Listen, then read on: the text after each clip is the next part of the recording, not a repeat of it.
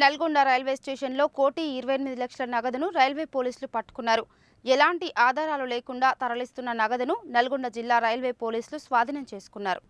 ఎలాంటి ఆధారాలు లేకుండా తరలిస్తున్న 1,28,00,000 నగదును నల్గొండ జిల్లా రైల్వే పోలీసులు గురువారం స్వాధీనం చేసుకున్నారు.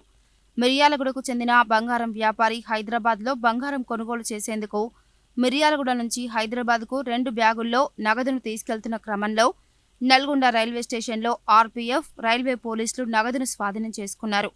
మిర్యాలగూడకు చెందిన బంగారం వ్యాపారి తన వర్కర్తో కలిసి గురువారం ఫలక్నుమా రైల్లో నగదుతో హైదరాబాద్ వెళ్తున్నాడు.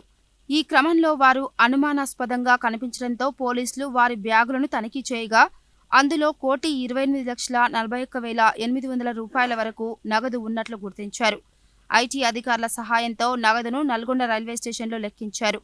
ఈ నగదును ట్రెజరీ కార్యాలయానికి తరలించి అధికారులకు అప్పగించనున్నట్లు ఆర్పీఎఫ్ అధికారులు తెలిపారు. ఈ నగదు విషయానికి సంబంధించి తదుపరి కార్యాచరణ ఉండటంతో వివరాలు వెల్లడించేందుకు ఆలస్యం అవుతుందని ఆర్పీఎఫ్ పోలీసులు తెలిపారు. అయితే మిర్యాలగూడలో బంగారం దుకాణాల మధ్య ఉన్న పోటీతత్వంతో ఇతర వ్యాపారులు ఇచ్చిన సమాచారం మేరకు నగదును ఆర్పీఎఫ్ పోలీసులు పట్టుకున్నట్లు సమాచారం. మిర్యాలగూడకు చెందిన వ్యాపారి మహేందర్, పరమేష్కు చెందిన నగదుగా పోలీసులు ప్రాథమికంగా గుర్తించినట్లు విశ్వసనీయ సమాచారం. ఈ నగదుకు సంబంధించిన పూర్తి వివరాలు శుక్రవారం తెలిపే అవకాశం ఉంది.